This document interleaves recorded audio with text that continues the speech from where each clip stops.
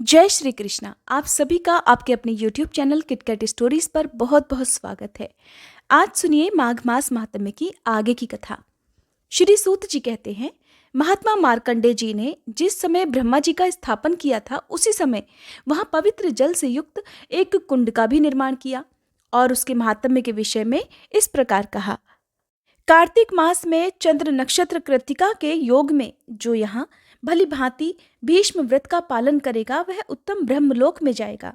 ऐसा कहते हुए मार्कंडेय जी के उस वचन को किसी पशुपाल अर्थात चरवाहे ने सुन लिया और श्रद्धा से प्रेरित होकर उसने कार्तिक मास में भीष्म पंचक व्रत का विधिपूर्वक पालन किया। जब कृत्तिका नक्षत्र से युक्त पूर्णिमा आई तब उसमें स्नान करके उसने ब्रह्मा जी की पूजा की। उसके बाद पुरुषोत्तम भगवान विष्णु का भी विधि पूर्वक पूजन किया। इसके बाद समय आने पर उसकी मृत्यु हो गई और वह इसी नगर में ब्राह्मण के घर में उत्पन्न हुआ।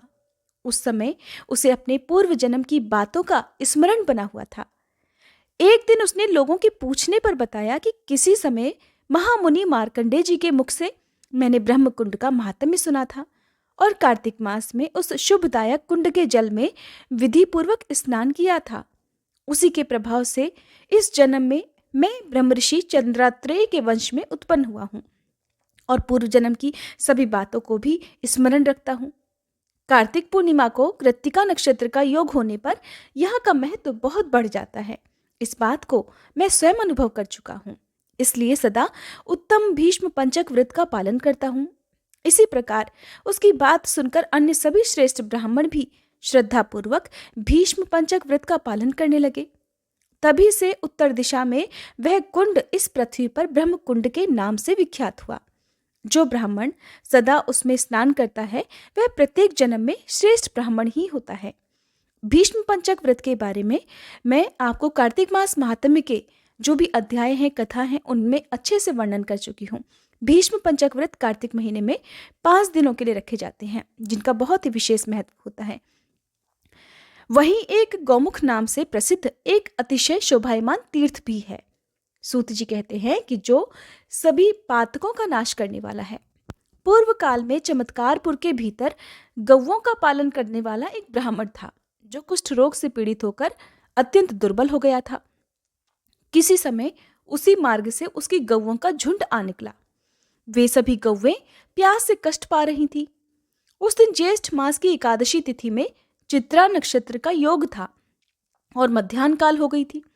यद्यपि वहां पर बहुत घास उगी हुई थी, लेकिन वे गौवें इतनी अधिक प्यासी थीं कि मारे प्यास के उन्होंने उस घास की ओर देखा तक नहीं। उनमें से एक गाय ने दूर से ही घास के उस पुंज को देखा और अत्यंत हर्ष में भरकर तुरंत ही वहां जाकर दांतों से उखाड़कर खींचने लगी। इतने में ही उस घास के नीचे से जल की धारा निकल पड़ी। उस प्यास से कष्ट पाती हुई गाय ने घास को धीरे धीरे दूध के समान स्वच्छ और मधुर प्रतीत होने वाले उस जल को जी भरकर पिया। जब वह बड़ी तेजी से जल पी रही थी, उसी समय पृथ्वी पर वहां जल से भरे हुए अनेक लंबे चौड़े गड्ढे प्रकट हो गए। उसके बाद दूसरी सैकड़ों गौओं ने भी उस अत्यंत निर्मल अमृत रस के समान मधुर जल का पान किया। फिर जैसे जैसे गौवें आकर जल पी रही थीं, वैसे ही वैसे उनके मुख के स्पर्श से वे गड्ढे बढ़ते जा रहे थे। इस प्रकार जब सभी प्यासी गौओं ने पानी पीकर प्यास को बुझा लिया, तब वह प्यासा गोपालक ब्राह्मण जल में घुसा। अपने अंगों को धोकर और जल पीकर जैसे ही वह जल से बाहर निकला, तुरंत ही अपने शरीर को उसने सूर्य देव के समान तेजस्वी पाया। इससे उसे बड़ा आश्चर्य हुआ और उसने घर जाकर सभी लोगों के सामने वहां का सारा वृतांत कह सुनाया। तब वहां के सभी लोग, विशेषतः रोगी मनुष्य, उस दिव्य जल के पास गए और सबने एकाग्र चित्त होकर विश्वास के साथ वहां स्नान किया। स्नान करते ही सभी लोग तत्काल रोगों और पापों से मुक्त हो गए। तब से वह जल गौमुख तीर्थ के नाम से प्रसिद्ध हुआ, क्योंकि वह गौओं के मुख से प्रकट हुआ था। ऋषिगण बोले, हे सूतनंदन, उस स्थान से जो वैसा महात्म्य पूर्ण जल प्रकट हुआ था उसका क्या कारण है? श्री सूत जी बोले, हे महर्षियों, यहाँ पूर्व काल में महाराज अम्बरीश ने तप किया था। तपस्या का कारण ये था कि राजा को वृद्धावस्था में एक पुत्र हुआ। उसका नाम सुवर्चा था। पूर्व जन्म के कर्म के फल से बचपन में ही राजकुमार सुवर्चा कोढ़ी हो गए। इससे राजा को बड़ा भारी दुख हुआ। तब वे सभी मनोरथों को पूर्ण करने वाले हाटकेश्वर क्षेत्र में गए और पुत्र के रोग का निवारण करने के लिए उन्होंने बड़ी भारी तपस्या की। इससे संतुष्ट होकर भगवान विष्णु ने उन्हें प्रत्यक्ष दर्शन दिए और आदरपूर्वक कहा, वत्स, मैं तुम पर प्रसन्न हूं, तुम्हारे मन में जो इच्छा हो उसे मांग लो। राजा कहने लगा, हे केशव, मेरा पुत्र बचपन से ही कुष्ठ रोग से पीड़ित हो गया है, आप कृपया इसके रोग को दूर कीजिए। उनके ऐसा कहने पर भगवान विष्णु ने एकाग्र मन से पाताल गंगा का स्मरण किया। भगवान के स्मरण करने पर पाताल गंगा एक छोटा सा विवर बनकर तत्काल ऊपर आ गई। तब श्री हरि ने राजा से कहा, राजन, तुम्हारा पुत्र इस उत्तम गंगा जल में स्नान करे। ये आज्ञा पाकर अम्बरीश ने अपने पुत्र को श्री हरि के सामने ही पाताल गंगा के जल में स्नान कराया। वह स्नान करने मात्र से ही वह बालक उसी क्षण कुष्ठ रोग से मुक्त होकर बाल सूर्य के समान तेजस्वी हो गया। तब उसने भगवान को प्रणाम किया। इस बात को कोई जानता नहीं था, इसलिए वह सर्व पापहारी जल वहां गुप्त ही रहा। वहीं पुनः गोमुख द्वारा पृथ्वी पर प्रकट हुआ। आज भी उस जल के स्पर्श से वहां का धरातल अत्यंत पवित्र है। जो पुरुष रविवार को सूर्योदय के समय वह स्नान करता है, उसके जलगंड अर्थात घेंघा आदि सभी रोग तत्काल ही नष्ट हो जाते हैं। पाप जनित बड़ी भयंकर व्याधियां भी दूर हो जाती हैं। फोड़े और चेचक आदि के उपद्रव भी शांत हो जाते हैं। जो मनुष्य निष्काम भाव से भक्ति पूर्वक इस तीर्थ में स्नान करता है, वह देवाधिदेव चक्रपाणी श्री हरि के लोक में जाता है। जिस दिन भगवान विष्णु ने वहां गंगा जी को प्रकट किया था, उस दिन सूर्य वृष राशि पर विराजमान थे और चंद्रमा चित्रा नक्षत्र की शोभा बढ़ा रहे थे और भगवान विष्णु की एकादशी तिथि भी विद्यमान थी।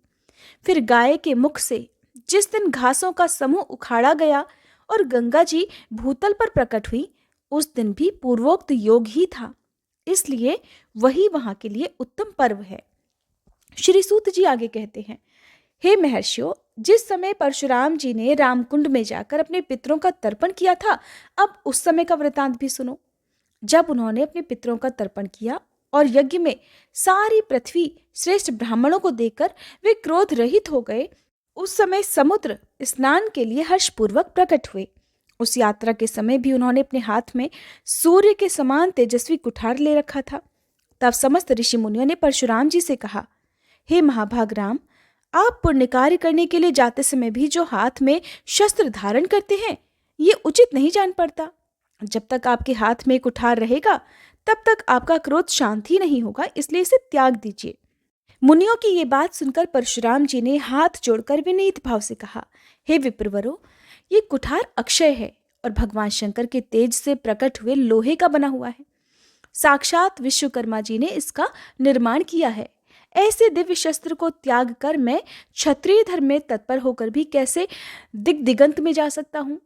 मेरे छोड़े हुए इस कुठार को अगर दूसरा कोई ग्रहण कर लेगा तो वह मेरे द्वारा वध्य हो जाएगा, अर्थात मैं उसे नहीं मार पाऊंगा। इसलिए अगर इसे छोड़ भी दूं तो मेरे मन में शांति नहीं रहेगी और मैं इसे तभी छोड़ सकता हूं जब आप लोग इसकी प्रयत्नपूर्वक रक्षा कर सकें।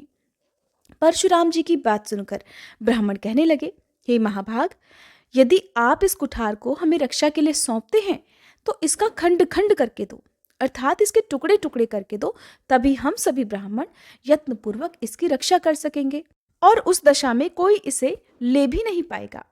मुनियों की ये बात सुनकर शस्त्रधारियों में श्रेष्ठ परशुराम जी ने उस कुठार को तोड़कर लोहे की छड़ी बनवा दी और उसे उन ब्राह्मणों को आदरपूर्वक सौंप दिया। अब ब्राह्मण बोले, हे राम, आपके कुठार की बनी हुई इस लोहे की छड़ी को हम लोग बड़े प्रयास पूर्वक रखेंगे। जैसे कुमार कार्तिकेय की शक्तिमय कीर्ति यहाँ प्रतिष्ठित है, उसी प्रकार आपकी लोह यष्टिमय कीर्ति भी यहाँ प्रतिष्ठित हो गई। जो राज्य भ्रष्ट राजा इस लोह दंड की आराधना करेगा, वह शीघ्र ही अपने राज्य को पाकर प्रतापी होगा। जो ब्राह्मण सदा विद्या के लिए इस लोह यष्टि की पूजा करेगा, वह उत्तम विद्या पाकर सर्वज्ञता को प्राप्त होगा। जो पुत्रहीन पुरुष अथवा स्त्री आपके इस लोह दंड की पूजा करेंगे, वे पुत्रवान हो जाएंगे। जो आश्विन मास के कृष्ण पक्ष की चतुर्दशी तिथि को उपवास करके इसकी पूजा करेगा, वह समस्त मनोवांछित कामनाओं को प्राप्त कर लेगा। ऐसा सुनकर परशुराम जी ने उन श्रेष्ठ ब्राह्मणों को प्रणाम करके तुरंत ही समुद्र की ओर प्रस्थान किया, और वे ब्राह्मण भी उस लौह यष्टि के लिए उत्तम मंदिर बनवाकर उसमें उसकी स्थापना करके एकाग्रचित्त होकर उसकी पूजा करने लगे। इससे उन्होंने अपने देव दुर्लभ मनोरथों को भी प्राप्त कर लिया। श्री सूत जी कहते हैं, अब एक और अन्य वृत्तांत सुनो। प्राचीन काल में अज नाम से प्रसिद्ध एक राजा हुए हैं। उनका सत्पुरुषों में भी बड़ा सम्मान था। वे माता पिता की तरह सभी लोगों का हित करने वाले थे। उन्होंने पिता पितामह का राज्य पाकर मन ही मन ये विचार किया कि मुझे ऐसा कर्म करना चाहिए जिससे संसार के दूसरे राजाओं ने अब तक न किया हो, और जो भविष्य में होने वाले हैं वे भी उसे ना कर पाए। राजाओं के लिए सर्वोत्तम धर्म यही है कि वह अपनी प्रजा का भलीभांति पालन करे, जिससे प्रजा वर्ग के लोग सुखपूर्वक रह सके। राजा लोग लोभ में आकर जैसे जैसे प्रजा से अधिक कर लेने लगते हैं, वैसे वैसे प्रजा के हृदय में क्षोभ उत्पन्न हो जाता है। राजा कर लिए बिना हाथी, घोड़े और पैदल आदि सेना की रक्षा नहीं कर सकते, और अगर सेना ना रही तो नीच से नीच मनुष्य भी उन्हें दबा लेंगे। इसलिए सभी राजा प्रजाजनों से कर लिया करते हैं। अतः मुझे हाथी, घोड़े और पैदल आदि के बिना ही केवल तपस्या की शक्ति से अपने राज्य को निष्कंटक बनाए रखना चाहिए। ऐसा सोचकर वे कर न लेकर सदा अपनी प्रजा को प्रसन्न रखने लगे। अब उन्होंने दूसरे राजाओं से भी कर लेना बंद कर दिया, और अपने पुरोहित मुनिवर वशिष्ठ जी को बुलाकर बड़े प्रेम पूर्वक पूछा, हे ब्राह्मण, इस भूतल पर सबसे उत्तम तीर्थ कौन है, जहां थोड़े ही समय में भगवान शिव, ब्रह्मा और विष्णु जी प्रसन्न हो जाते हों? उसे शीघ्र बतलाइए, जिससे मैं वहां जाकर संपूर्ण लोकों के हित के लिए तपस्या कर सकूं। वशिष्ठ जी बोले, हे राजन, हाटकेश्वर क्षेत्र मनुष्यों को शीघ्र ही उत्तम सिद्धि प्रदान करने वाला और सभी पापों का नाश करने वाला है। वही सब तीर्थों में श्रेष्ठ है। इस प्रकार देवताओं में भी भगवती चंडिका ही ऐसी हैं जो श्रद्धालु मनुष्यों द्वारा आराधना करने पर शीघ्र संतुष्ट होती हैं। इसलिए उसी क्षेत्र में जाकर तुम श्रद्धा पूर्वक देवी की आराधना करो। ब्रह्मचर्य का पालन करते हुए पवित्र व्रत में तत्पर रहो। नियम पूर्वक रहते हुए नियमित भोजन और त्रिकाल स्नान करो। वशिष्ठ जी के बताए अनुसार राजा अज ने हाटकेश्वर क्षेत्र में देवी की आराधना की। गंध, पुष्प और अनुलेपन आदि उपचारों के द्वारा निरंतर पूजा में तत्पर हुए राजा पर देवी चंडिका प्रसन्न हुई और बोली, हे राजन, मैं तुम्हारे इस व्रत और पूजा विधान से बहुत संतुष्ट हूं। तुम्हारे मन में जो इच्छा हो उसे मांगो, मैं शीघ्र पूर्ण करूंगी। तब राजा ने हाथ जोड़कर कहा, हे देवी, मैंने संपूर्ण लोकों के हित की इच्छा से इस व्रत और तपस्या का आश्रय लिया है, जिससे सब लोगों को सुख मिले, ऐसी कृपा कीजिए। मुझे बहुत से ऐसे ज्ञान युक्त विचित्र विचित्र अस्त्र दीजिए जो स्वेच्छानुसार सर्वत्र विचर सके, जो इस भूतल पर स्थित और मेरे पास की भी सभी वस्तुओं को भी स्वतः जान ले। लोक में पर स्त्री संगम आदि जो भी अपराध हों, उन सबको स्वयं जानकर अपराध के अनुसार जो अपने आप ही दंड दे दें, जिससे लोक में संकरता न फैलने पाए। इसके सिवा हे देवी, मुझे तरह तरह के मंत्र भी प्रदान कीजिए, जिनसे मैं सबके रोग व्याधियों का शीघ्र ही निवारण कर सकूं, जिससे मेरे राज्य में रहने वाले सभी मनुष्य सुखी, निरोग, पुष्ट, निर्भय और शोक रहित हो जाएं। राजा का निवेदन सुनकर देवी बोली, राजन, तुमने ये एक ऐसा बड़ा अद्भुत कर्म प्रारंभ किया है जिसे अब तक ना तो किसी ने किया है और ना ही आगे कोई करेगा। फिर भी मैं तुम्हारी ये इच्छा अवश्य पूर्ण करूंगी। मैं तुम्हें समस्त ज्ञान युक्त शस्त्र देती हूँ और वैसे ही प्रभावशाली मंत्र भी देती हूँ। इन मंत्रों से बड़े बड़े भयंकर रोग भी तुम्हारे द्वारा रोक दिए जाएंगे, परंतु मेरे मंत्रों सहित उन सब अस्त्र शस्त्रों को तुम सदा सुरक्षित रखना। अगर वे तुम्हारी दृष्टि से कहीं दूर निकल जाएंगे तो मनुष्यों को बहुत अधिक पीड़ा देंगे। इसलिए हे राजन, अब जब तुम स्वर्गलोक को जाओ तब तुम इन समस्त मंत्रों और अस्त्र शस्त्रों को यहाँ मेरे सम्मुख जल में स्थापित कर देना, जिससे सब व्यवहार पूर्ववत नीति के अनुकूल चल सके। तब बहुत अच्छा कहकर राजा ने देवी की आज्ञा शिरोधार्य की। फिर तो उनके सामने विज्ञान वैभव से युक्त नाना प्रकार के दिव्य अस्त्र प्रकट हो गए, जिसके लिए उन्होंने देवी से प्रार्थना की थी।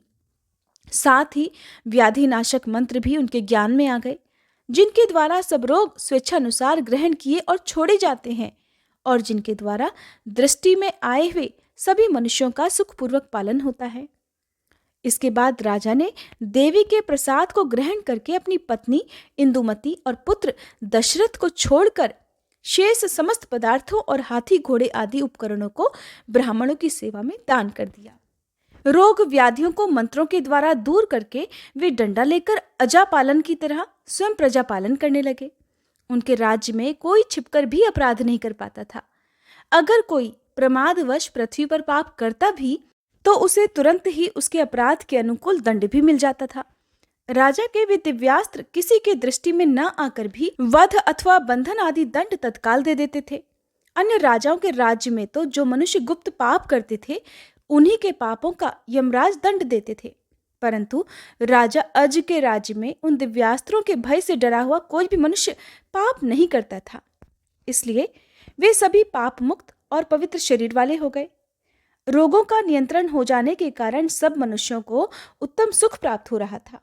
इस प्रकार संसार से जब पाप का भय निवृत्त हो गया, तब यमलोक के सभी नरक सूने हो गए।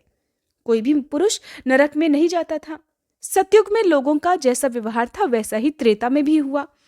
एक समय भगवान शंकर व्याघ्र का शरीर धारण करके बार बार गर्जना करते हुए जहां राजा अज थे वहीं उपस्थित हो गए। विकराल शरीर धारण करने वाले उस व्याघ्र को देखकर राजा ने भगवती के दिए हुए सूर्य के समान तेजस्वी अस्त्र का प्रहार किया। क्रमशः देवी से प्राप्त हुए अन्यान्य अस्त्रों का भी प्रयोग किया, परंतु उन सभी अस्त्रों को भगवान शंकर ने धीरे धीरे अपने मुख में ग्रहण कर लिया। तब अस्त्रों के अभाव से राजा ने व्याघ्र रूपधारी भगवान शिव से द्वंद्व युद्ध किया। उनके शरीर का स्पर्श होते ही भगवान शिव ने व्याघ्र शरीर त्याग दिया और भस्मांग राग विभूषित चंद्रमा को मुकुट के समान धारण किए हुए दिव्य रूप धारण कर लिया। उनके गले में मुंडमाला शोभा पा रही थी। उन्होंने खटवांग और सर्पमय आभूषण धारण कर रखे थे। भगवान शिव को इस रूप में प्रत्यक्ष देखकर रानी सहित राजा अज ने उनके चरणों में प्रणाम किया। फिर उनकी स्तुति करके वे विनीत भाव से हाथ जोड़कर खड़े हो गए और आनंदाश्रु बहाते हुए हर्ष गदगद वाणी में बोले, प्रभु, मैंने अज्ञानवश जो भी आपका तिरस्कार किया और आपके ऊपर अस्त्र चलाया, वो सब अपराध कृपया आप क्षमा कर दीजिए। तब भगवान शिव बोले, बेटा, तुम्हारा अलौकिक कर्म देखकर मैं बहुत संतुष्ट हूँ, इसलिए उस तिरस्कार को मैंने अपनी स्वाभाविक क्षमा से ही क्षमा कर दिया है। राजन, तुमने जैसा राज्य किया, जिस प्रकार प्रजा की रक्षा की, वैसी राज्य व्यवस्था अब तक ना तो किसी ने की थी और ना कोई आगे ही करेगा। इसलिए तुम अभी अपनी इन रानी के साथ इसी शरीर से पाताल लोक में चलो। तब राजा ने कहा, हे भगवान, मैं अयोध्या नामक महापुरी में अपने पुत्र दशरथ को राज सिंहासन पर बिठाकर उसे मंत्रियों के अधीन सौंपकर आपकी आज्ञा का पालन अवश्य करूंगा। जिन्होंने संतुष्ट होकर मुझे अस्त्र शस्त्र और यंत्र समुदाय दिए थे, उन महादेवी ने ये आज्ञा की थी कि जब तुम दुस्त्यज मर्त्यलोक का त्याग करने चलो, तब मेरे कुंड में इन सब अस्त्र शस्त्रों को डाल देना। इसलिए हे प्रभु, आप उन सब अस्त्र शस्त्रों को मुझे पुनः लौटा दें, जिससे मैं देवी के ऋण से उऋण हो जाऊं। उनके ऐसा कहने पर भगवान त्रिपुरारी ने राजा को वे सभी दिव्य अस्त्र शस्त्र लौटा दिए और आज्ञा देते हुए कहा, राजन, तुम्हारा पुत्र स्वयं ही राजा हो जाएगा। वह वीरता, उदारता और शम आदि गुणों से संपन्न होकर तुम्हारे वंश को धारण करने में समर्थ होगा। तुम आज ही मेरे साथ इस देवी कुंड के पवित्र जल में प्रवेश करके मेरे धाम को चलो। आज माघ शुक्ल चतुर्दशी का दिन है। दूसरा कोई भी जो पुरुष इस तिथि को देवी की भक्ति पूर्वक पूजा करके इस जल में गोता लगाकर प्राण त्याग करेगा, वह पाताल लोक में, जहां हाटकेश्वर नाम से प्रसिद्ध मेरा दिव्य विग्रह है, वहीं पहुंच जाएगा। हे राजन, जो इस तीर्थ में केवल स्नान मात्र करेगा, उसके 108 रोगों में से एक भी नहीं होगा। ऐसा कहकर भगवान शिव ने रानी और उन अस्त्र शस्त्रों के सहित राजा को साथ लेकर उस देवी कुंड के जल में प्रवेश किया और वहां से उन्हें अपने धाम में पहुंचा दिया। उसी मानव शरीर से राजा अज अपनी रानी के साथ आज भी अजर अमर होकर वहां पाताल में रहते हैं और हाटकेश्वर भगवान की श्रद्धापूर्वक आराधना करते हैं। इस प्रकार हाटकेश्वर क्षेत्र में माहेश्वरी देवी का प्रादुर्भाव हुआ है, जिसे राजा अज ने श्रद्धापूर्ण हृदय से स्थापित किया था। जय श्री कृष्णा। आज का अध्याय समाप्त हुआ। उम्मीद है ये वीडियो आपको पसंद आई होगी। इसके आगे का वृतांत जानने के लिए अगली वीडियो का इंतजार जरूर कीजिएगा।